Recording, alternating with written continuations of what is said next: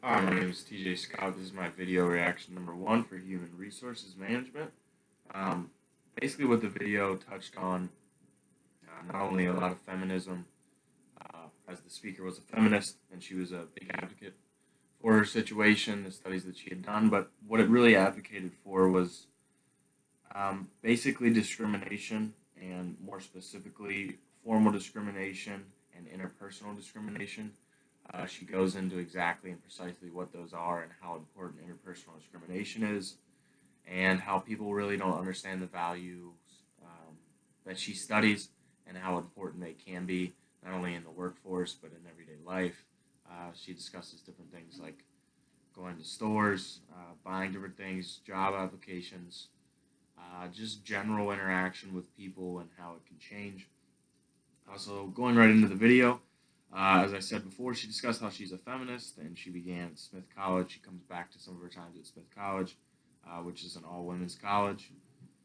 She then touches on Texas A&M, and a big thing that I noticed right from the start was she states that obviously she believes in promoting women, but this was a big thing for me um, because a lot of feminists don't really state this right from the fact, but she said, I'm also into promoting men that advance women.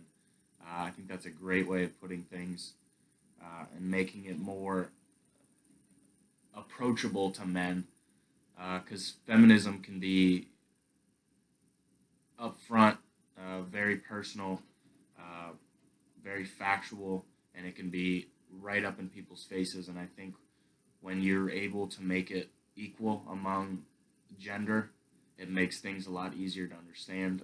It makes things a lot more approachable, which I think is one of her big points.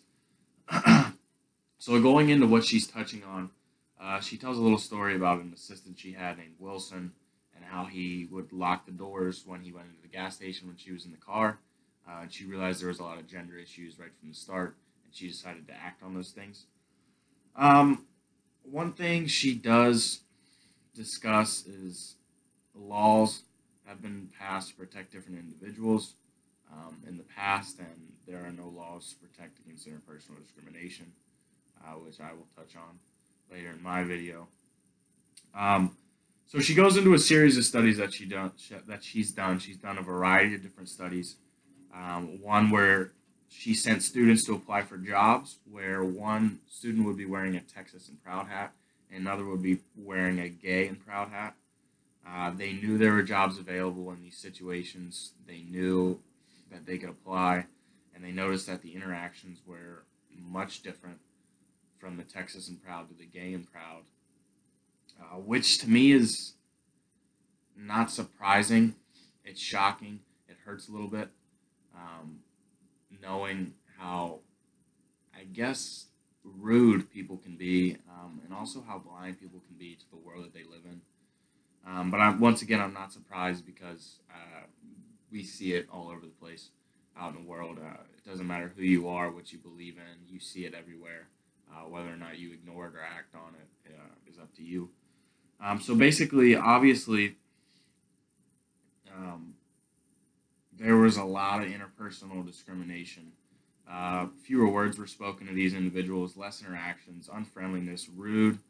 And what they found was not only would you be able to tell based on their appearance which hat they were wearing, but you would also able to tell just by the fact that you could listen to the interactions and you could tell which one was rude and which one was wearing the Gay and Proud hat versus the Texas and Proud hat, which is interesting to me, especially in a setting like the workplace where they are not only supposed to be just in their heart supposed to be equal, but it's also a law.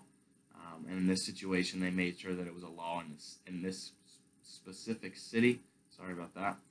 Um, they also did different interactions and studies within women who are overweight and women who are, I guess, healthy or slimmer. And the women that were overweight would receive less interaction, unfriendliness, and rude comments to them as opposed to the slimmer women. Uh, in this situation, it was the exact same woman. Sorry, she was just wearing some kind of suit or garment, so that she appeared bigger, but in reality, she was not. She was a much slimmer woman, and she received discrimination. And that one shocks me more than the gay and proud one, because when I think about interactions that I have with people, I work with a lot of people, different interactions that I never know what's going to happen. You never know what's going to walk through the door. And I feel like no matter what, I treat people the same way. And now I'm going to be looking out for that. Do people treat other people differently in these situations? Um, I don't know. It kind of makes me think and wonder what's going on around me and what have I been blind to, because that's something I never would have thought of, but now I'm going to, and I'm worried that I'm going to notice things around me that are that discriminating. Um, Another one that they did, she touched on this one briefly, was pregnant women were also discriminated against in the same way, with interactions, rudeness, unfriendliness, comments like that. That's another one that shocks me. The same with the women that may be overweight, maybe a little bit bigger than slimmer women, whatever it may be. That one shocks me as well, because I don't think of things like that. Um, you don't know that discrimination's around you until you hear of it, which is a sad truth and unfortunate truth. So this is probably the most important part of the video, where she starts to discuss how we can change, the differences we can make. Um, she talks about how performance is affected by these people that receive interpersonal discrimination. They start to wonder, is it me? Is it me that's doing something wrong? Is there something wrong with me, as opposed to formal discrimination where that's their truth? Um, and most of the time, people are going to say, you can discriminate against me all you want. I can't change. I'm not going to change anything about me. But in this situation, people are wondering, am I good enough?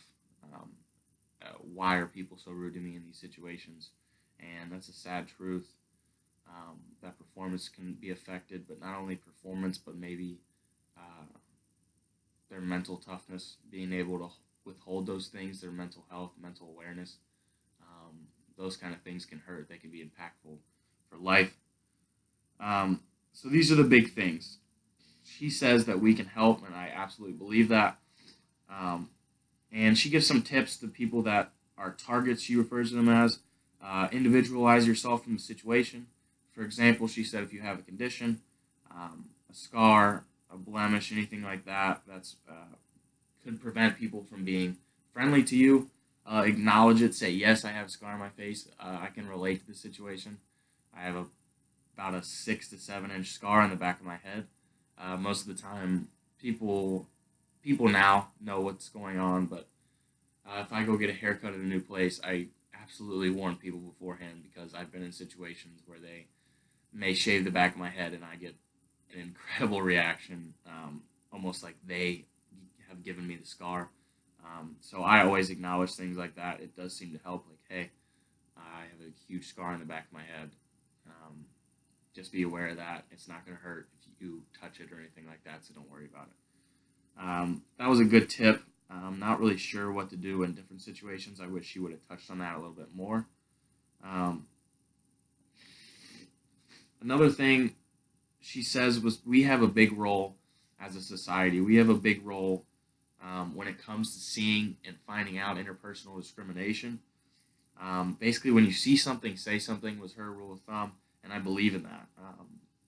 Not only being an advocate for different things like formal discrimination, which is happening a lot in our world today. There's a lot of fight for that. But interpersonal discrimination, if you stand up for somebody, others will follow, and not only that, but you get the target to believe in themselves. Um, she then touches on laws. I don't think laws in this situation is going to help whatsoever. I don't think presenting laws will help discrimination. It's very clear that there are laws against this interpersonal discrimination when it comes to the job force, but clearly they're not working. Clearly there was discrimination in these studies, so I don't think laws help whatsoever. I think this comes down to people's reactions and advocating for different things in interpersonal discrimination situations.